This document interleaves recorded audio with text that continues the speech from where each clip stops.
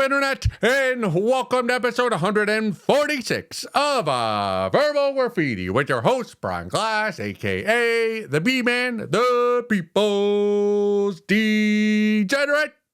Yes, again, welcome to Verbal Graffiti, where we always follow from behind. And what I mean by that is, all right, let's, metaphorically speaking, take the film, or maybe it was the miniseries, what was that? Saving Private Ryan, or maybe it was Band of Brothers. One of those two. World War II, historical fiction, based on a true story. But in those movies, miniseries, I'm not sure which one. Sorry, it escapes my horrific memory. But in one of those, there are the leaders who go into the battle. They fight the enemy, the Germans, the axis, the axis of evil. What was it? Italy, Germany, and Japan, and maybe some other countries as well. But the Americans, the Allies, the Canadians, all right. Oh, this is not a history class. This is not U.S. History 101. But anyway, there's a battle. The U.S. kicks ass. But then there are the American troops who are behind the front lines. And after everybody's dead, the Germans, that is, they're on the ground, they're blood splattered, no more heartbeats. There are the American troops that follow from behind, who would come and then they'd see the dead bodies after the battle had taken place, D-Day, and they would they would kind of hawk everything of value off the dead German bodies. The wristwatches, the unique German handguns, the dog tags, any kind of jewelry, diamonds, gold teeth. They would hawk it from them. That's who we are here at Verbal Graffiti. Metaphorically speaking, we are not on the front lines with the rifles. If there's a cave, if there's a hole, if there's a building, we'll let others go in there. If they blow their hand off, we're not risking our limbs here at Verbal Graffiti. You blow your hand off, we'll come in and follow and help you out. And hey, when was it? YouTube started in the year, what was it, 2005, 2007? I'm not sure. All I know is we started Verbal Graffiti like 20 years after YouTube started. Maybe that's why we're failing so far in this project. That is Verbal Graffiti. But yes, you always want to be a follower. Now, we're not going to be those people in class.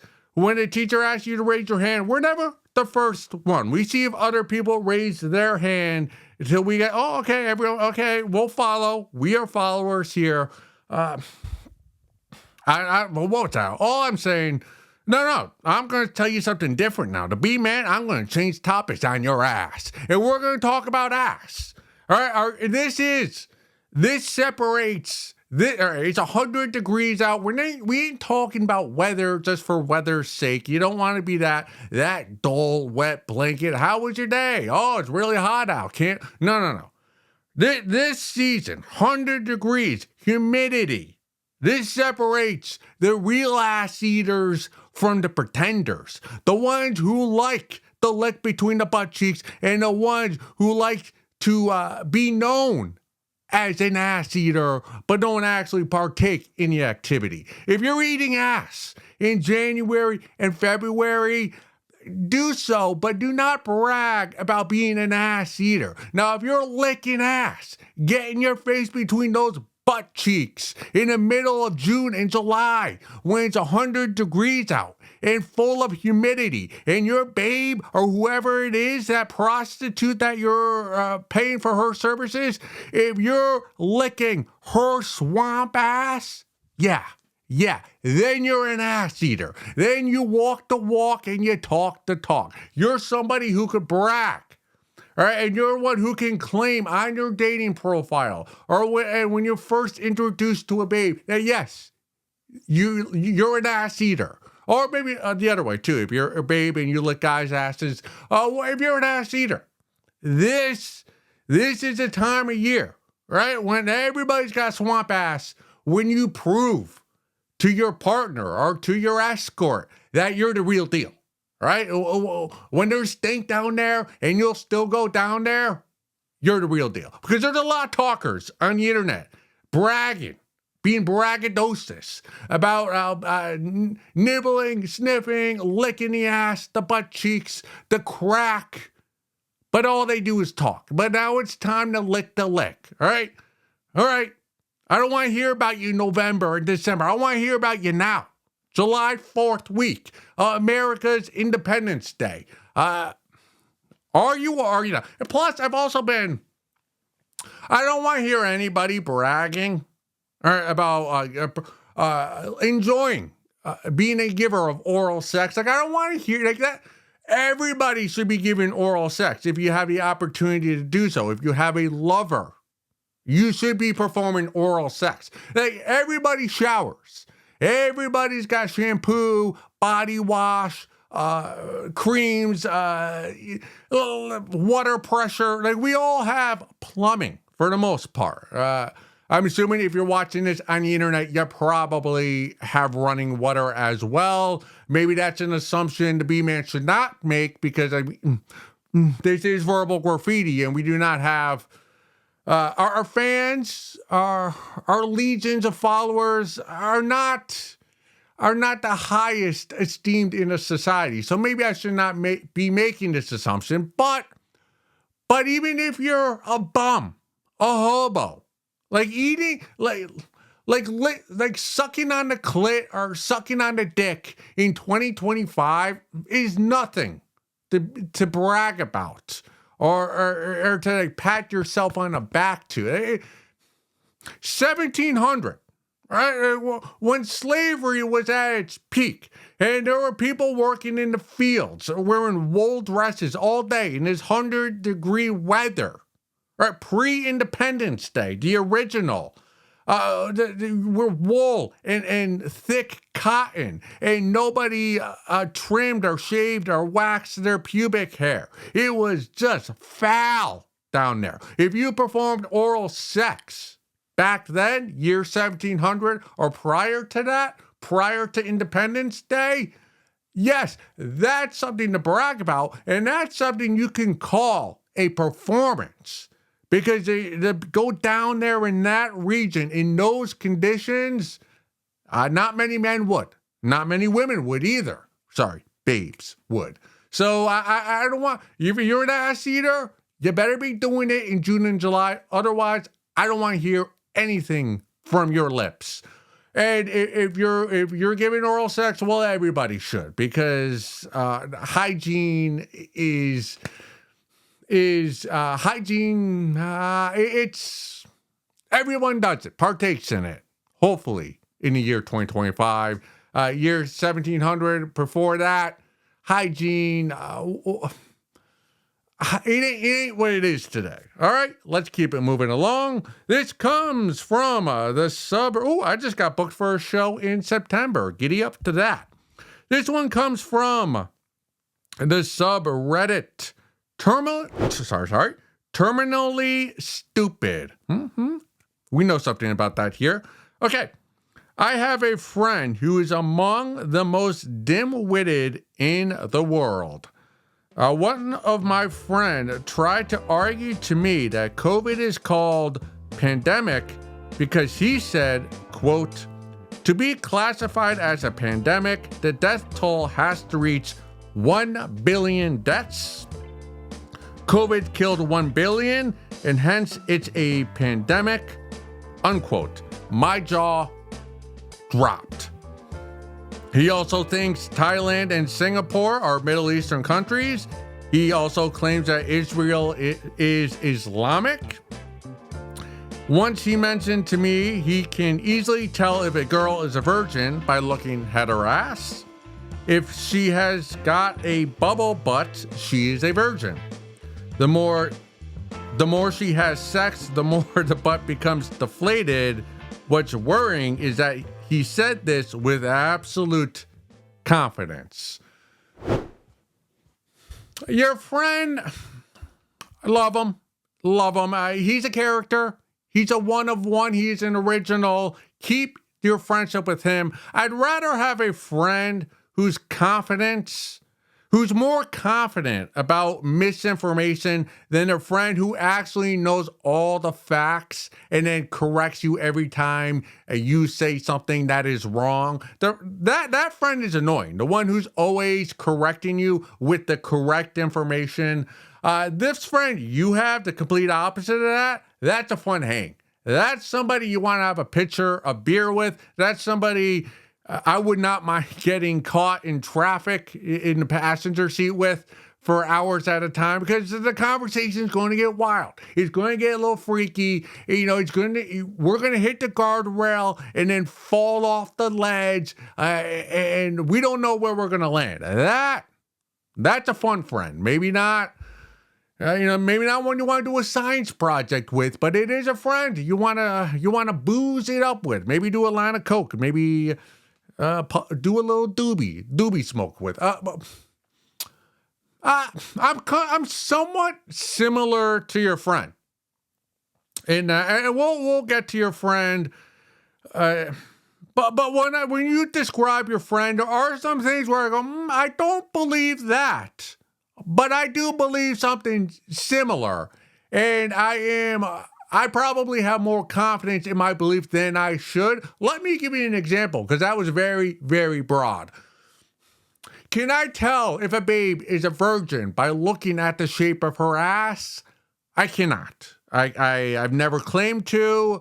Do I wish I had that ability? Not really. But what I can do, I could tell if a babe has had anal sex within the last 24 hours by the way she's walking. If you know, you know. And if you don't know, well, you're never going to know. So I'm not going to bother showing you what the walk looks like. But it's somewhat similar to a babe walking like she's wearing high heels, but she does not have high heels on. When a baby is walking like that in public, that's a telltale sign that she took it in that hole probably the prior evening, or maybe that morning if she's a freaky freak. And I do hope she's a freaky freak. What else? The whole deflated, the more sex you have, the more deflated your butt cheeks become. That maybe if you're doing it, if you're getting hit from the back and that's the only position you're doing, it does make me. Well, when I was in high school, might have been senior year, I wasn't part of the mean girls, like the popular girls, the top shelf popularity babes. I was not part of I was not part of the guy group that hung out with those babes, but but they didn't give me the stink eye either. So there were times where they'd be at one lunch table and then I would be at one near them, and they would be okay with that. And I do recall distinctly a conversation the B-man heard during, it might have been lunch, it might have been study, high school, senior year, and the popular mean girls, all super hot, like legit babes, they all agreed that they did not want to have office jobs when they grew up, because they all believed that the more you sit down and are seated, the more flat your butt cheeks will become, because you have all your weight on your ass and it's going to flatten it like pancakes. And they all want plump, firm butt cheeks. So I distinctly remember eavesdropping on this conversation, and I never checked the science. I didn't ask any biology teachers or the anatomy teacher if this was true or not, but I took it as fact, because when you're in high school and the cool bean girl, hot babes, baddies, bratties, as they call them today, when they speak, there is their words matter, because they were at the top of the food hot pyramid in my school. Their words matter more than the B-mans or anyone below them. So when they were talking about this theory, and they were all in agreement, and I was eavesdropping, not partaking, just taking the information. Oh, that's interesting. That kind of makes sense. And I've always believed that since high school, 2020, 2002-ish. So makes sense to me. So that is thought adjacent to your friend here that you think is a dimwit. So am I dimwit light? Possibly. You maybe I'm someone you would not want to be friends with. As far as what were the two countries? Thailand and Singapore. You thought your friend thinks they're part of the Far East? Is that what he said? Yeah, or Middle Eastern countries. Well, I don't really know what Thailand, like where. I always just call that an island. And really, the Earth is a globe. So really, like us, like what we in America call the Middle East, that's very ethnocentric, right? Because if you're somewhere else in the globe or in this world, that might be Middle West.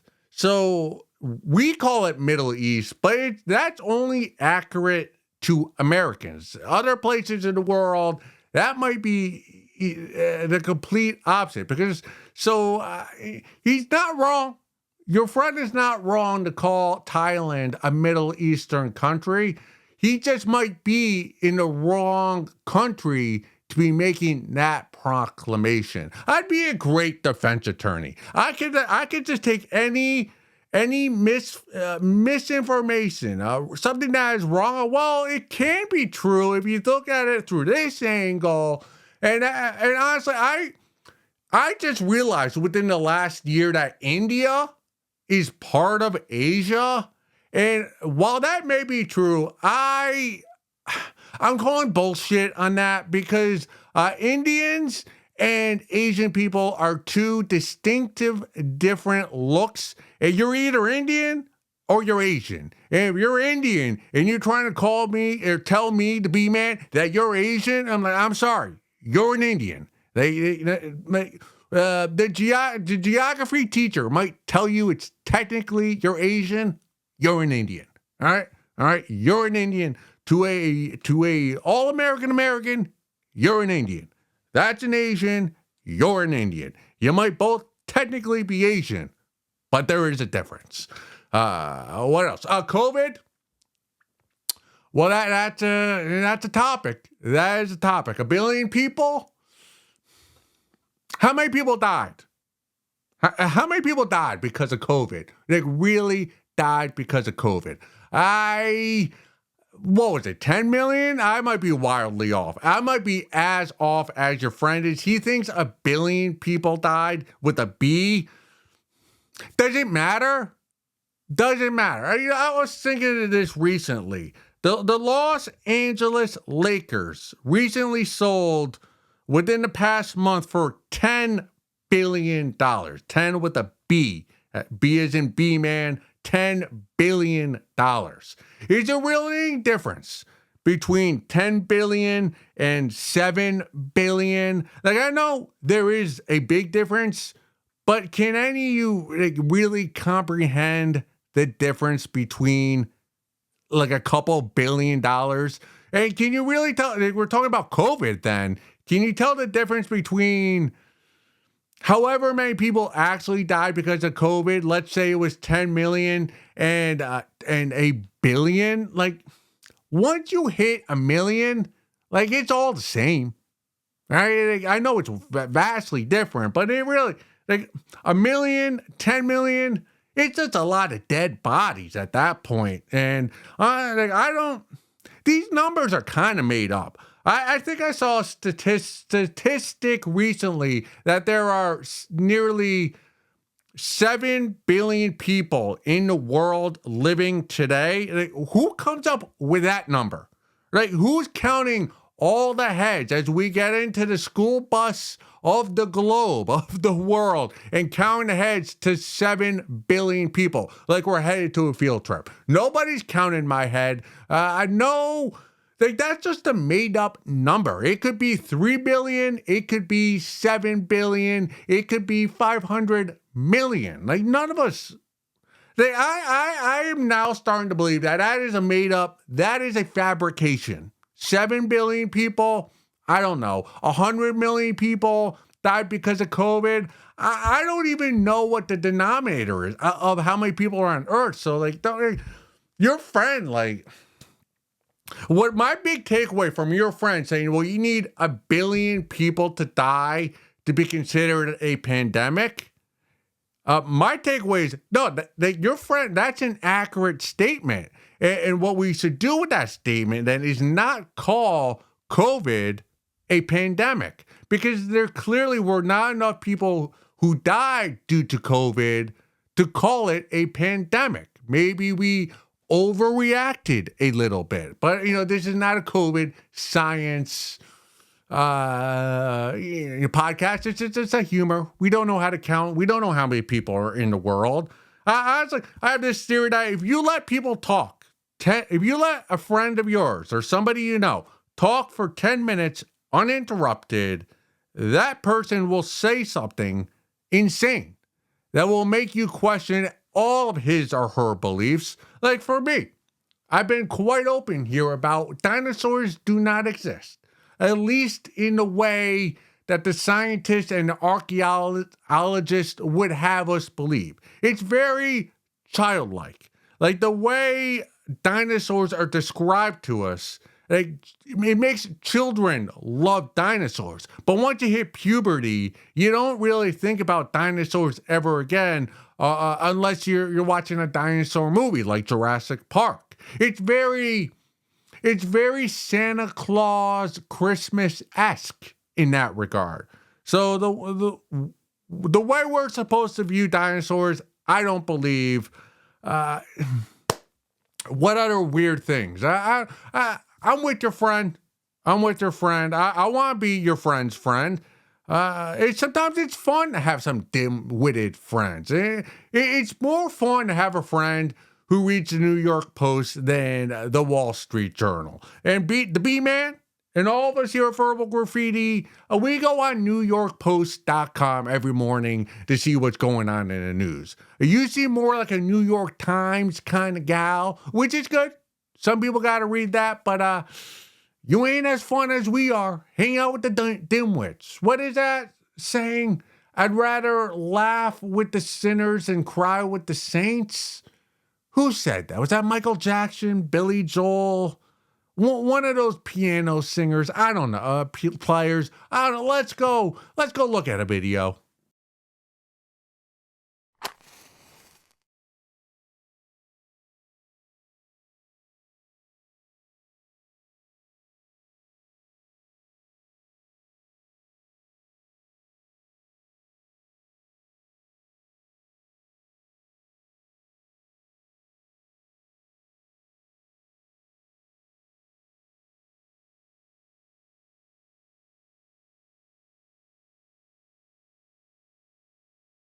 Episode 146, segment 2. I'm asking all of you, begging all of you, 7, 8, 9, 10 viewers and listeners of Verbal Graffiti to share an episode, a segment, a reel of Verbal Graffiti with a member of your favorite domestic terrorist organization, okay? With all that fluff out of the way, I have a question. How many people are on Truth Social?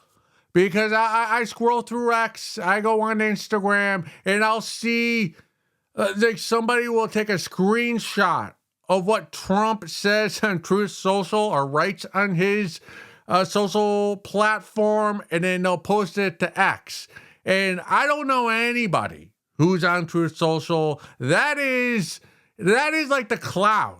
Like, I know it exists, but I don't know where it is or how to get there, or what people do with that information in there. It's very CIA, like Central Intelligence Agency. It's almost as though it's better off that I don't know what's going on there, and that I only see segments of what Trump says. Same thing with Blue Sky. It would seem like the complete opposite of Truth Social. So I guess when there's going to be a Democrat president, they'll post on Blue Sky and then it will be screenshot and put on X or Instagram. All these social medias, like how many people are on? I'm just wondering, should I be posting on Truth Social? Like I've tried posting on Blue Sky, but they won't let me post reels on it, which is very frustrating. There's a lot. There's a lot. Like I don't fuck with Snapchat. We've gone over that. Snapchat is for cheaters. And although I am an advocate of cheating. I do not cheat myself. If you want to call me a hypocrite for that, go ahead. Go ahead. But Truth Social, what's the over-under on the people who are not only on it, but are active on it? I put the over-under 10 million. That's similar to how many people I think died during COVID. That's how many people I think are on Truth Social. It's the number is equivalent to the number of people who really died because of COVID. And I've never met any of those people. The people who are on Truth Social. A very, very odd group of people over there. Although maybe I shouldn't call them odd because I don't know who any of them are. So they're probably lovely people. The only one I've ever heard of is Trump, and that guy, he's loud and he's a bodacious. So I'm just curious. How many people are actually? We'll never know. Why am I asking this? These are questions I'll never get the answers to. And if I did have the answer, it wouldn't make a fucking difference. So let's keep it moving. All right, this is a fun one. This comes from the subreddit Stupid Sluts Club. I have never been there. I got fucked in an alleyway because I couldn't hold in my pee. Okay.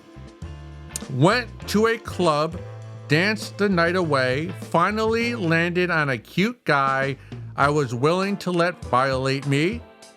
Quote, do you not have any underwear on? Question mark, unquote. He asked me while I was grinding up on him in my rather short dress. Wrote up. He was grabbing my hand in no time to go fuck. Excuse me, cute guy. My hotel? Your place? Where are we hurrying off to? My hotel. It's closer. I had the urge to pee, figured I was gonna be okay, so we kept walking, but nope, I wasn't going to last. Ended up running into an alleyway to go. As I am squatting, he comes up to me, dick out. Oh, fuck it. I started to blow him while peeing.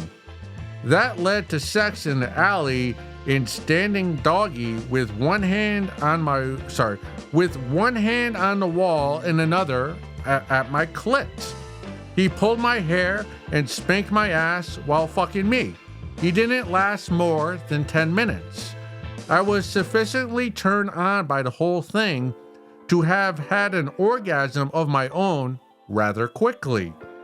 When he was close, I turned, squatted, and let him come in my mouth. I swallowed.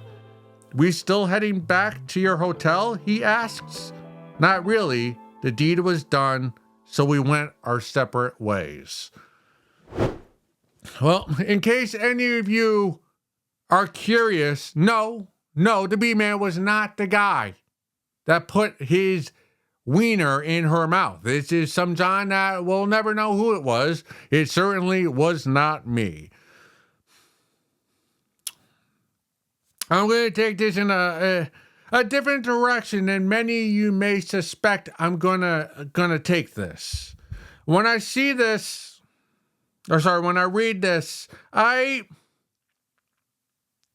want you to take this anecdote and put it on your LinkedIn profile. This should be your resume. This Reddit post should be your resume. This tells me, if I was a hiring manager, this tells me more about you than any internship that you had at JP Morgan or Mass Mutual. This shows me that that you're a go-getter, that you're a boss bitch. That's who you are. This entire night this completely defines who you are, positively so.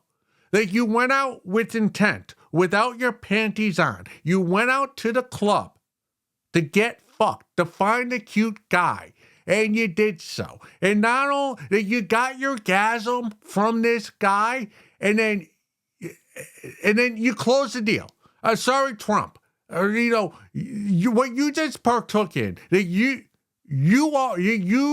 manage the art of making a deal better than Donald Trump ever has. Like you found a John, you fucked in an alley, and then you both went your separate ways. You sealed the deal, and then you kicked him down the sidewalk. Or you did not allow him to come back to your hotel room, which is very smart because now you by kicking him, well, by going your separate ways, after you fucked in the alley and you got your gasm, it allowed you to get a full night's rest at your hotel room that night so you could wake up fresh and find another client to do business with. And because if you had allowed that guy to come back to your hotel room, he would have kept you up all night, and then when you woke up, he would have wanted to go get pancakes and breakfast together and talk about your families. No, you're a business gal. You're an entrepreneur, and I'm not gonna be surprised if one day,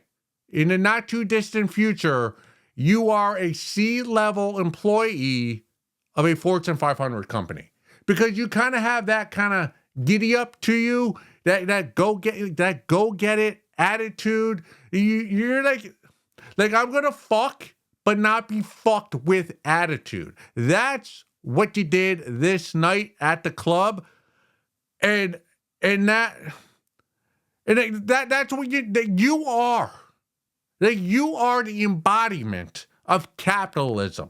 There is no fucking way that you will end up working for a nonprofit organization. No, because you're somebody who's gonna make so much money. All right, and you're the boss bitch. You're an alpha, right? You're an alpha, a type A personality. I feel bad for whoever your husband's going to be, because you're probably going to cheat on him a lot. But as you've proven, you will swallow the evidence, so you will not get caught because you are a boss bitch. The only question I have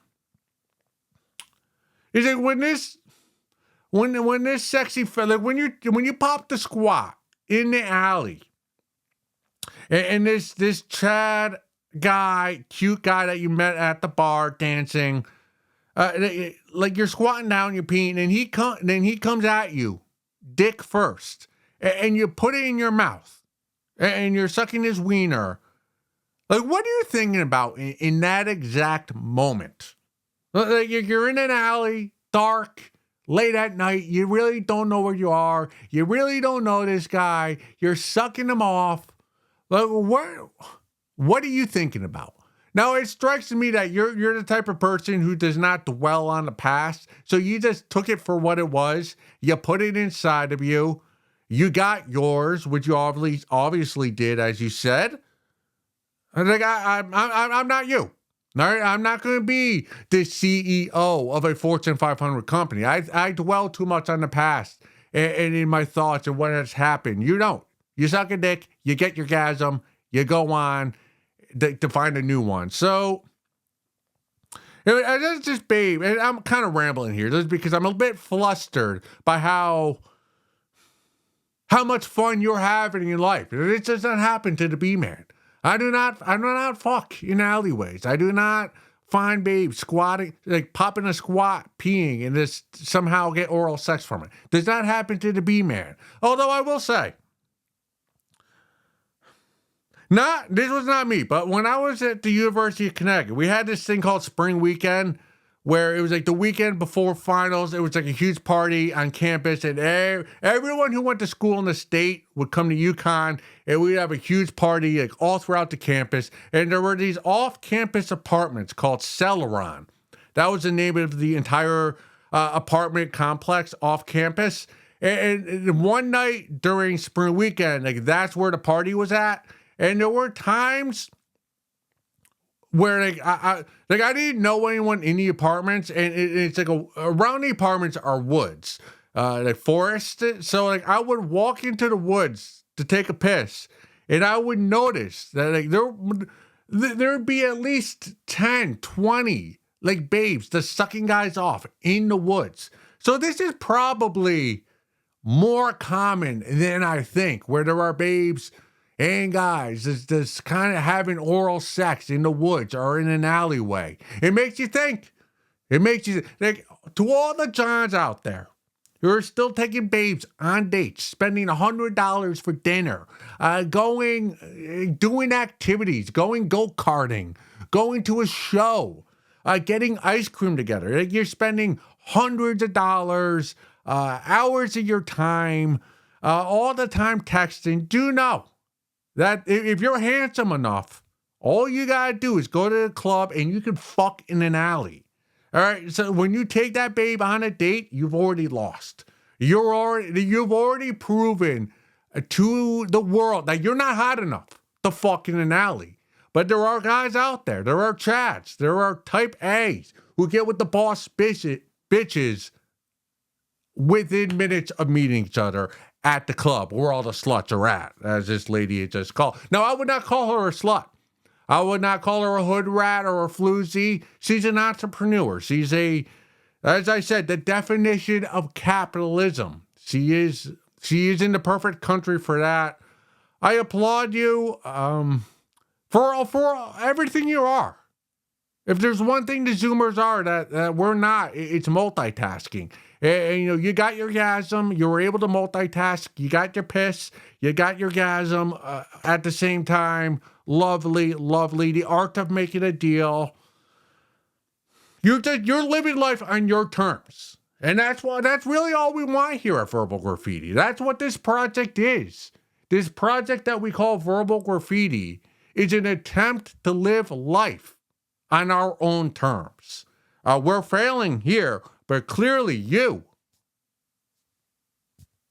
out at night, late at night, in the club, without your panties on, you're living life on your terms, and to that, I give you a tip of my penis. Moving along, we are going to continue reading A Salesman's Wife by the author John Lawrence. We are 167, maybe? Yes. Yes. We are at top of page 167. We will read 2 pages together aloud. But you don't know what's happened, she moaned. The awful things I did. Look, baby, maybe you've been taken for a ride, but it's over now, and it's all right. Christ, look what happened to me. The Carlsberg woman drove me out of my mind, and I think that drink she gave me was drugged because I was like a crazy animal. I've been a damn fool, but I don't think I'm okay now. But what about the Carlsbergs? She asked fearfully. To hell with them. They're sick human beings. Let's just get out of here and go home. We can talk quietly there. I like that so much, she said, her eyes gazing adoringly into her husband's. Oh, Alan, I love you. She reached out and embraced him warmly, happy to be in her husband's arms again, safe and secure. The past week seemed like a horrible nightmare, and she wept as she clutched him tightly. It's okay, Pamela, Alan whispered. Everything's gonna be fine. He slowly lifted her from the couch, wiped her tears away, and kissed her tenderly. At a moment, the door opened and the Carlsbergs walked soberly inside. They were both dressed now, and the wild frenzy of their orgy only 15 minutes ago seemed like a distant memory. Their faces were drawn and tense. Are you finished? Carlsberg inquired coldly. Don't worry, Alan said frostily. We're going. He took his wife gently by the arm, and together they started for the door. I just want to warn you, Mr. Burns, the doctor said coldly, that it won't do you any good to go to the police. I'm a licensed therapist, fully protected by the law. Alan stopped and eyed him directly. Listen, man, he said, I'm not going to bust up your little racket, I'm just taking my wife home, that's all. Back where we belong. You and your wife here are sick. And maybe if I let myself, I'd be just as sick. Maybe both of us could be. Thanks, buddy, but no thanks. Keep going with your fucking therapy. Keep the goddamn money you built from Pamela. Go ahead. I won't stop you. You aren't worth the time. How dare you talk to my husband that way, Mavis said hotly. Easy, sister, the salesman replied hotly. You ought to try it sometime. Get out, Carlsberg shouted. Get out! Right away, man, Alan retorted. Don't blow your cool. Go suck a fat one.